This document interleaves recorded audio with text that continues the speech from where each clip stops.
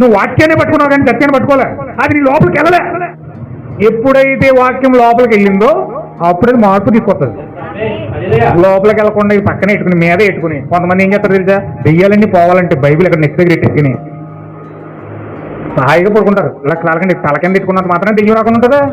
ఓ చర్చిలోకి వెళ్ళాను, దెయ్యం పట్టిందని తీసుకొచ్చారు. నా చిన్నప్పుడు దెయ్యం పట్టిందని తీసుకొస్తే బిందుడు కొబ్బరి నూనె నెత్తంటే వేసించాడు. బిందుడు ఉందని కొబ్బరి నూనె పట్టుకొచ్చి నెత్తి మీద వేసించాడు. ఆయన కొబ్బరి నూనె అయిపోయినంత సేపు బాగానే కూర్చుంది, నలుగురు పెట్టుకున్నారు ఆ కాలు ఈ కాలు పెట్టుకుని. అది ఎప్పుడంటే నూనె అంతా అయిపోయిన తర్వాత దెయ్యం వదిలేసింది, వదిలేయండి అని చెప్పేసి ఆ పాస్టర్ గారు అన్నాడు. అలా అందరూ వదిలేసారు, అక్కడ కూర్చున్నారు. ఇక్కడ నవ్వు వస్తుంది నాకు చెప్పడానికి. ఇక్కడ పాస్టర్ గారు కూర్చున్నాడు, ఆ బిందు అక్కడ పెట్టారు. అందరూ సైలెంట్ గా కూర్చుండగా ఆ అమ్మి ఒకేసారి ఆ చుట్టుపక్కల 2-3 గంటలు లేరండి. అరే ఆ బిందుడు కొబ్బరి నూనె ఏమైపోయింది? బిందుడు కొబ్బరి నూనె వేసినంత మాత్రాన దెయ్యాలు ఆగిపోవు, బైబిల్ పక్కన పెట్టుకున్నంత మాత్రాన ఆగిపోవు, లేకపోతే చర్చికి వెళ్ళినంత మాత్రాన దెయ్యాలు ఆగిపోవు. హల్లెలూయా. అంటే ఖచ్చితంగా దెయ్యము లోపలికి వెళ్ళాలంటే నువ్వు అనుమతిస్తావు. నీ లోపలికి దెయ్యాలు రావాలంటే నువ్వు అనుమతిస్తావు. ఏమనుమతిస్తావు? సాతాను చెప్పిన పని నువ్వు చేసినప్పుడు దెయ్యం లోపలికి వస్తుంది. హల్లెలూయా. సాతాను ఇలా చెప్తుంది, నువ్వు అబద్ధం చెప్పు, నువ్వు పలానా పని చేయలేదని చెప్పు, నువ్వు చెయ్యకపోయినా చేశానని చెప్పు అని చెప్పి అంటది. అప్పుడు నువ్వు ఏం చెప్తావు? చేశానండి, ఆ పని నేను చేసేసానండి, అది వండర్ఫుల్గా ఉందని అని చెప్తావు. పుట్టితే ఎందుకు చేయలేదు నువ్వు. అప్పుడు నువ్వేం చేస్తుంది? నువ్వు చెప్పిన అబద్ధం వెనకాల దెయ్యం ఉంటుంది కాసి కూర్చొని. అబద్ధం ఆడితే ఆ వస్తుంది ఎన్నవాడికి నష్టం కాదు, నీ ఎవరికో అబద్ధం చెప్పేసి బలి తప్పించేసుకున్నాను అంటావు. పుట్టుగా నువ్వు తప్పించుకోలేదు, విన్నవాడు బాగానే ఉన్నాడు కానీ నువ్వు చెప్పిన అబద్ధం వల్ల అబద్ధం వెనకాల నువ్వు దెయ్యం కాచి కూర్చుని ఉంటుంది, అది నీ లోపలికి వస్తుంది. హల్లెలూయా. ఇంకో అబద్ధం చెప్పు, ఇంకో దెయ్యం వస్తుంది. ఇంకో అబద్ధం చెప్పు, ఇంకో దెయ్యం వస్తుంది. ఇంకో అబద్ధం చెప్పు, ఇంకో దెయ్యం వస్తుంది. అలాగే నువ్వు సంవత్సరం ఎదుగుకోలు ఏం చేసుకున్నావు? లోపల దెయ్యాలన్నీ మొరకట్టుకుంటున్నావు. మీకు కొంచెం చదువుకుంటే, కొంచెం జ్ఞానం తెలిస్తే నేను చెప్పే మాట మీకు అర్థమవుతుంది. కొంచెం మీరు చదువునాలు కాబట్టి చూడండి. పిల్లడు ఎదుగుతున్నాడంటే ఎందుకు ఎదుగుతాడు? ఏమండి, ఒక పిల్లడు అప్పుడే పుట్టాడండి, 6 నెలలు అయింది, సంవత్సరం అయింది, 2 సంవత్సరాలు అయింది, 3 సంవత్సరాలు అవుతుంది. ఏమవుతాడు? బాబు పెరుగుతాడు లేదా? ఎందుకు పెరుగుతాడు? ఏమండి, ఆ బాబు పెరుగుతున్నాడంటే ఆ బాబుకి కావాల్సిన విటమిన్స్ ఇవ్వాలి, పాలు ఇవ్వాలి. ఒక 6 నెలలు అవగానే అన్నం ముట్టిస్తారు, చక్కగా అప్పటి నుంచి చెరలక్కో లేకపోతే ఏదో పెడతా ఉంటారు. ఈ బలమైన ఆహారం అలా పెడతా ఉంటే బాబు అలా పెరుగుతూ ఉంటాడు. అవునండి, ఏమి పెట్టకుండా పుట్టినట్టుగా అలాగే ఉంచేది మనకు ఎదుగుతాడండి. ఒక 6 రోజులు, 7 రోజులు, 8 రోజులు, 10 రోజులు అయినా చచ్చిపోతాడు. ఏం పెట్టకుండా అలా ఉంచేది. హల్లెలూయా. అంటే ఏమవుతున్నాయంటే నువ్వు పాలు ఇస్తే, మెడిసిన్ ఇస్తే, చెరలెక్కిస్తే ఇవన్నీ ఏం చేస్తాయంటే లోపల అతను రక్త కణాలు పెంచుతాయి అనమాట. తెల్ల రక్త కణాలు, ఎర్ర రక్త కణాలు ఇవి ఉంటాయి లోపల. ఇవన్నీ ఏం చేస్తాయంటే అతనికి అవన్నీ కూడా పెరిగి బాలుడు పెరగడానికి అవన్నీ పుష్ చేసి చక్కగా బాలుడు పెరగడానికి అవకాశం ఇస్తారు. అంటే నువ్వు పెట్టిన ఫుడ్ ఏం చేస్తుందంటే లోపల రక్త కణాల సంఖ్య పెరుగుతుందన్నమాట. అంటే చిన్నప్పుడు ఒక 50,000 ఉన్నాయనుకోండి, చిన్నప్పుడు పుట్టినప్పుడు ఒక 50,000 ఉన్నాయనుకోండి, నువ్వు పెట్టే పాలు, నువ్వు పెట్టే ఫుడ్ వల్ల అలా పెరిగి మనిషిలో ఎన్ని లక్షలు ఉండాలంటే మినిమం 4 లక్షలు ఉండాలి. ఒక ప్లేట్లెట్స్ అంటారు దాన్ని, ప్లేట్లెట్స్ అంటారు చూసారా? చాలా మంది డెంగ్యూ ఫీవర్ వస్తే ప్లేట్లెట్స్ పడుకుని అంటారు. ప్లేట్లెట్స్ అంటే ఏంటి? రక్త కణాలు అనమాట. ఈ రక్త కణాల సంఖ్య మనిషి బాడీలో 4 లక్షలు పై ఉండాలి. 50 ఎన్ని ఉన్నా పర్లేదు, తక్కువ ఉండకూడదు. 4 లక్షలు తక్కువ ఉండకూడదు. తక్కువ ఉన్నదంటే అర్థం ఏంటంటే మన బ్లడ్ సంఖ్య పడిపోతుందని అర్థం. అప్పుడు ఏం చేస్తారంటే గౌగవ ఎవరొకరు లాక్కొచ్చి ఆ యొక్క గ్రేడ్ కలిగిన వ్యక్తి యొక్క రక్తాన్ని ఎక్కిస్తూ ఉంటారనమాట. అంటే ఈ సంఖ్య రక్త కణాల సంఖ్య అనమాట. రక్త కణాలు ఎలా ఉంటాయంటే, తెల్ల ఫోటో ఉంది చూపిస్తాను మీకు, వాట్సాప్లో పెడతాను. ఈ రక్త కణాలు ఎలా ఉంటాయంటే రౌండ్గా బిల్లలా ఉంటాయి, ఆ ట్యాబ్లెట్ లా ఉంటాయి అనమాట. ఎర్ర రక్త కణాలు, తెల్ల రక్త కణాలు ఎలా ఉంటాయి. ఇప్పుడు ఈ సంఖ్య అంతా కూడా ఒక ముద్ద కింద వెళ్తూ ఉంటాయి, తిరుగుతూ ఉంటాయి. ఈ రక్త కణాల సంఖ్య నువ్వు పెట్టే ఫుడ్ని బట్టి సంఖ్యలు పెరుగుతూ ఉంటాయి అనమాట. నువ్వు ఎంత తగ్గిస్తే అంత తగ్గిపోతూ ఉంటాయి. హల్లెలూయా. అలాగే ఇప్పుడు నువ్వు అబద్ధాలు ఆడి మోసాలు చేసి ఈ కార్యాలన్నీ చేస్తున్నావు, రక్త కణాలు ఎలా పెరుగుతున్నాయో నీలో ఉన్న దెయ్యాలు అలా పెరుగుతూ ఉంటాయి. ఏమన్నా వినాలి? రక్త కణాలు పెరిగినట్టు నీలో దెయ్యాలు పెరుగుతూ ఉంటాయి. ఎన్ని అబద్ధాలు ఆడుతున్నావు దెయ్యాలు వస్తాయి, ఎన్ని మోసాలు చేస్తున్నావు దెయ్యాలు వస్తాయి. ఎన్ని రకాలుగా నువ్వు తారతమ్యాలు చూపెడుతున్నావు, భేదం ద్వారా, అసూయ ద్వారా, కపటం ద్వారా, స్వార్థం ద్వారా, ఇవన్నిటి ద్వారా నువ్వు ఎన్ని చీకట్లో కొన్ని చేస్తావు, వెలుగులో కొన్ని చేస్తావు. ఇవన్నీ కూడా ఏం చేస్తాయంటే 1 by 1 మనిషి అలా చిన్న బాల్ నుండి పెరుగుతున్నాడో అలాగే నీలో దెయ్యాలు పెరుగుతూ ఉంటాయి లోపల. ఎప్పుడైతే దెయ్యం పరిపక్వం అయిపోయిందో అది నీ మరణం. దెయ్యాలన్నీ పెరిగిపోయి అన్ని మూటకట్టేది ఒకేసారి అయ్యి బలం నిన్ను చంపేసేంత బలం ఎప్పుడైతే పొందేసుకుంటాయో అది నీ మరణం. హల్లెలూయా. మరణం ఎలా అవుతుంది అనుకున్నారు? ఒకేసారి మరణం రాదు. మరణం అనేది ఒకేసారి రాదు. దెయ్యాలన్నీ కూడగట్టుకుని ఒకేసారి విదిలించేటప్పటికి నీ బలాన్ని కోల్పోతావు. ఇక ఇంక నువ్వు నడవడానికి కూడా ఓపిక కాదు. చూడండి, చాలా మంది నడుస్తూ తప్పే నడిపోతారు. వాళ్ళని ఎవరు గింటేసినట్టే నడుస్తూ కళ్ళు తిరిగిపోతారు. కళ్ళు తిరిగిపోతున్నట్టు అర్థం ఏంటి? దెయ్యాల బలం పెరిగిపోయింది. అక్కడ దెయ్యాల బలం పెరిగేటప్పుడు నీ బలం తగ్గిపోయింది. వెంటనే కళ్ళు తిరిగి కింద పడిపోతావు. బీపీ డౌన్ అయిపోద్ది, ప్లేటెట్ పడిపోతాయి, పల్స్ పడిపోతాయి. ఇంక నీకు ఏది పని చేయదు. ఇంక చేతులన్నీ తలబడిపోతూ ఉంటాయి. ఆ గబగబా దగ్గర ఉన్న వాళ్ళు ఎవరో పొచ్చుకు కాలు బ్యాక్ చేయడం ఇవన్నీ చేస్తూ ఉంటారు. ఏం చేసినా మంచి బాధ తావడం, చచ్చిపోతారు ఖచ్చితంగా. ఎందుకని? వాడికి ఇంకా జీవం ఉందనుకో, దేవుడు ఆ టైంలో వచ్చి ఇంకా జీవం ఇవ్వాలి, ఈ వ్యక్తి పశ్చాత్తాపడి త్వరలో మారు మనసు పొందుకుంటాడు అనే ఆశ దేవునిలో కలిగితే మరలా వ్యక్తి దగ్గరికి వచ్చి ఆ చచ్చిపోయిన వ్యక్తిని మరలా బతికిస్తాడు. హల్లెలూయా. ఎంతమందికి అర్థమైందన్నమాట? అంటే మన జీవితాల్లో దెయ్యాల సంఖ్య పెరుగుతుంది మన అబద్ధాల వల్ల, మన మోసాల వల్ల. ఎవరినో మోసం చేయట్లేదు. నువ్వు అబద్ధం ఆడుతున్నావు అంటే నిన్ను నువ్వు మోసం చేసుకుంటున్నావు, నీ లోపల ఉన్న దెయ్యాలు పెంచుకుంటున్నావు. అంతే తేడా. నువ్వు ఏదైనా తప్పు చేస్తున్నావు అంటే, ఏదైనా పాపం చేస్తున్నావు అంటే ఎవరినో మోసం చేయట్లేదు. దేవుడిని మోసం చేయట్లేదు, లేదా పాస్టర్ మోసం చేయట్లేదు, నీ భర్తను మోసం చేయట్లేదు, లేదా నీ భార్య మోసం చేయట్లేదు. ఎవరు మోసం చేయట్లేదు, నిన్ను నువ్వు మోసం చేసుకుంటున్నావు. నిన్ను నువ్వు మోసం చేసుకుని నీకు దెయ్యాల సంఖ్య లోపల పెంచుకుంటున్నావు. అందుచేత నీ స్థితి మొదటి స్థితి అద్భుతంగా ఉంది, కడవరి స్థితి చాలా భయంకరంగా మారిపోతా ఉంది. హల్లెలూయా. పిచ్చి శాస్త్రాలన్నీ చేస్తూ ఉంటావు, పిచ్చి మాటలన్నీ మాట్లాడుతూ ఉంటావు, పిచ్చి శాస్త్రాలన్నీ చేస్తూ ఉంటావు, పిచ్చి ప్రేరణంతా పేలుతూ ఉంటావు. రకరకాలుగా చూడండి. చాలా మంది పాలకులో ఉంటాడు. ఒక వ్యక్తి పాలకులో ఉంటాడండి. అతను బట్టలు వేసుకోడండి. కిందని బట్టలు ఉండవు, తల మాత్రం ఈడ్చుకుంటూ వెళ్తాడు. లేడీస్కి తల ఉన్నట్టుగా లేడీస్కి పెరగదు తల, రోడ్డు మీద ఈడ్చుకుంటూ వెళ్తాడు. ఇంత బాగుంటుంది, పెద్ద జడ. అది ఎలా ఉంటుందని గోల్డ్ కలర్లోకి వచ్చేసి మట్టి పెట్టేసి ఇంత అట్లాగా అట్టగా ఉంటుంది అనమాట. దానికి స్థానం ఉండదు కదా, స్నానం చేయడం వ్యక్తి అట్టగా పట్టేసి దాన్ని ఎలా ఇంత పెద్ద బురదబొమ్మలు లాక్కెళ్ళినట్టు లాక్కెళ్తూ ఉంటాడు అనమాట. దాన్ని బట్టలు ఉండవు. స్వీట్ కొట్టుకొని వెళ్తాడు. ఒకవేళ స్వీటు అతను ఏం చేస్తాడు, గబాలని ఇతను వస్తున్నాడు, పరిగెత్తుకొచ్చేసి ఆ స్వీట్ ఎదురెట్టుకొచ్చి ఎదురెట్టేస్తాడు. ఒకవేళ స్వీట్ ఎట్లేదంటే ఆ పక్కన కంకర్రోలు ఉంటే తీసుకెళ్ళి ఆ కొట్టేస్తాడు. ఆ ఎదుర్కోకుండా వస్తే స్త్రీలు వస్తే అటు నుంచి అటు పారిపోతారు. ఎవరు వచ్చినా సరే అతను ఎదుర్కోవడం రారు, భయపడతారు. అతను MA PhD చేసేసాడు. ఎక్కడన్నా కాయింట్ మొక్క కనబడితే తీసుకొచ్చి అతను ఇంగ్లీష్ రాస్తాడండి. అతను ఇంగ్లీష్ రాస్తే ఎంత అద్భుతంగా ఉంటుందంటే IAS IPS చదివిన కూడా అంత బాగా రాయలేరు, అంత బాగా రాస్తాడు. అతను చదివి ఆ బ్రెయిన్లోని అతను చదివేటప్పుడంట ఆ బ్రెయిన్లో ఆ యొక్క నరం తప్పుకుందంట. ఒక్క నరం తప్పుకున్నందుకు అతని పరిస్థితి అలాగ అయిపోయిందండి. అతను చాలా ఉన్నవాడు, కోటీశ్వరుడు, కానీ బ్రెయిన్లో చిన్న నరం తప్పుకోవడం వల్ల అతని పరిస్థితి రోడ్ల మీద అలా వచ్చేసింది. ఏంటి దానికి కారణం? అతను బతుకు అలాగ అయిపోవడం కారణం ఏంటి? అతని జీవితం, అతను చదువుకున్నప్పుడు అతను తీసుకున్న నిర్ణయాలు, అతను తీసుకున్న అసహ్యమైన కార్యాలు, అతని యొక్క జీవితము అతనంత తీర్పు తెచ్చింది. ఎవరిని దేవుడు తీర్పు తెచ్చడండి. మీకు ఒక విషయం గుర్తుపెట్టుకోవాలి. ఎవ్వరికి దేవుడు దెయ్యాలు పోసి, మరణాన్ని పోసి, వ్యాధులు పోసి దేవుడు ఎవరిని తీర్పు తెచ్చడండి. దేవుడు ఎవరికి తీర్పు తెచ్చడండి. దేవుడు ఎవరిని కూడా బాధ పెట్టడండి. ఆయన బాధ పెట్టేవాడు కాదు, ఆయన ఇబ్బంది పెట్టేవాడు కాదు, రోగాలతో ముచ్చేవాడు కాదు, పాపంతో క్షీణించిపోయేలాగా చేసే దేవుడు మన దేవుడు కాదండి.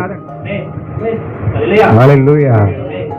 కానీ నిన్ను రోగాలు మొత్తుతున్నాయంటే నువ్వు చేసుకున్న పాపం అది.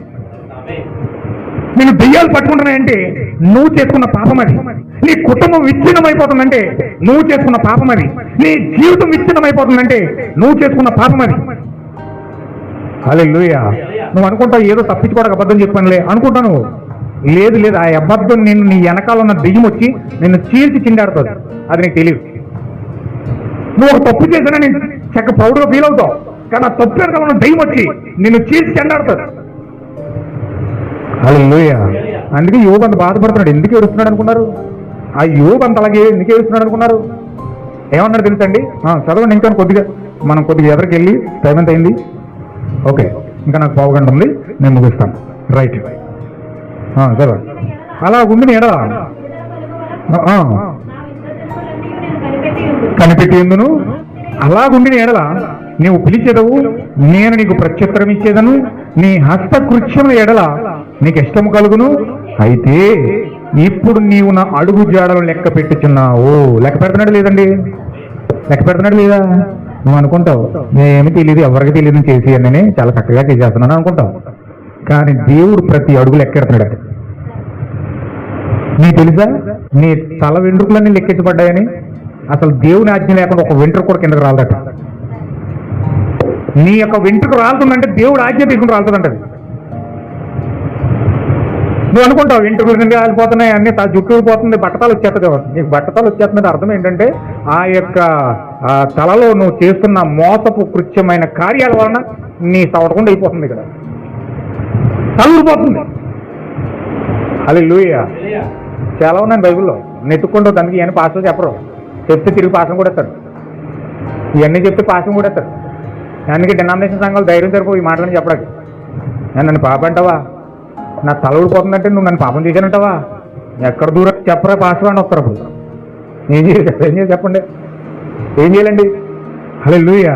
అందుకే పాస్టర్ ధైర్యం సరిపోదన్నమాట చెప్పరు. పరిశుద్ధాత్మ లేని పాస్టర్ ధైర్య సాహసం చెయ్యలేడు.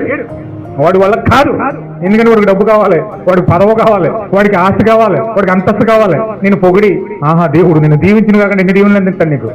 నువ్వు చేసే శాపాలు చెప్పమంటే మాత్రం అమ్మో నా వాళ్ళు కాదు బాబోయ్. యేసుక్రీస్తు శాపాలని చెప్పినందుకు వాళ్ళు పెట్టుకుంటారండి. సిలువ ఎందుకు వేశారు? దేవుడు కదా, దేవుని కుమారుడు భూమిపైకి వచ్చినాడు కదా, సిలువ ఎందుకు వేశారు? ఎందుకు చంపారు? ఆయన చెప్పింది వాళ్ళని ఆశీర్వదించలేదు, దీవించలేదు. వాళ్ళ తప్పులు చెప్పాడు. వాళ్ళ తప్పులు చెప్పడానికి వచ్చాడు కోపం వాళ్ళకి. హల్లెలూయా. అందుకే యేసుక్రీస్తు అన్నాడు నిజమైన స్నేహితుడు అంట ఏం చేస్తాడు? నిజమైన స్నేహితుడు అంటే గాయాలు చేస్తాడట. నిజమైన స్నేహితుడు గాయాలు చేస్తాడంట. గాయం ఎందుకు చేస్తాడంటే ఏదన్నా దెబ్బ తగిలిందనుకుంటా శుభ్రంగా తుడిచేసి కడిగేసి దాని మీద బెటాడిన్ రాసి చక్కగా గాయాన్ని కడతాడంట. గాయం కట్టుకోడు ఆయన, గాయం పెట్టిది ఆయన. కానీ పగవాడు అంటే లెక్కలేని ముద్దులు పెట్టేస్తాడంట. నువ్వంటే ఎంత ఇష్టమో, నువ్వంటే ఎంత ఇష్టమో, నువ్వంటే నా ప్రాణం, నువ్వంటే నా జీవం, నువ్వు లేకపోతే నేను బతకలేను అంటాడు. ఎదరా వెనక్కి గడ్డపరికి పొడి చేస్తాడంటే వెన్నుపోటు అంటారు దాన్ని. అర్థమైందా మీకు? ఎదరేం పొగుడుతాడు. అబ్బా ఓ ఆమె ఉంటుంది మా ఇంటి కాడ, ఆవిడకు కారం కావాలి. కారం కావాలంటే వచ్చి మా అమ్మతో మాట్లాడేది కూర్చొని. ఏమిదంటే నేను అక్కడ ఉండిపోండి వినివ్వండి అనమాట. ఏమని చెప్పేదంటే ఆవిడ కారం కావాలని డైరెక్ట్గా అడగకుండా వచ్చి ఆ కూరగాయని కూడా కనపడదన్నమాట. చెంగులు ఎక్కడ కట్టుకుని వస్తుంది. వచ్చి వాళ్ళ ఇంట్లో జరుగుతుంది, ఆ పక్క ఇంట్లో జరుగుతుంది, ఆ ఎదురింట్లో జరుగుతుంది, ఆ ఊర్లో జరుగుతుంది, అన్నీ కూడా కూర్చొని ఒక గంటసేపు మాట్లాడేది. ఈవిడ చెప్తుంది కదని పైన అంతా మాట్లాడేది. ఈవిడ కూర్చొని కూడా ఈయన మొత్తం తువ్వంతా అక్కడ పెట్టి ఈయన కొంచెం కారం ఉండి పెట్టవని నేను అనుకునేవాడిని. ఇంటికి చూడంతా చెప్పింది కారం కోసమా? డైరెక్ట్గా అడిగి తెలిపోయేది కదా. కానీ డైరెక్ట్గా అడిగి ఇవి పెట్టదు. ఎందుకంటే కారం ఉన్నా సరే లేదంటది. ఈ ఊర్లో జరుగుతున్న కథలన్నీ, ఇంట్లో జరుగుతున్న కథలన్నీ, బయట కథలు జరుగుతున్నారని చెప్పాం. ఈ ముచ్చట్లో మర్చిపోతారు కదా. కారం అన్నప్పటికీ ఈవిడేం చెప్పి తెలుసండి, ఒక స్పూన్ అడిగింది అనుకో, ఉందలే మాకు కూడా 2 స్పూన్లు ఎట్టుకుంటే ఇంకో 2 స్పూన్లు ఎత్తు. అంటే అర్థం ఏంటంటే ఒక వ్యక్తి డైరెక్ట్గా అడిగితే చేయడు, కానీ పొగిడితే మాత్రం చాలా చేస్తాడు. మనిషికి పొగడత కావాలి.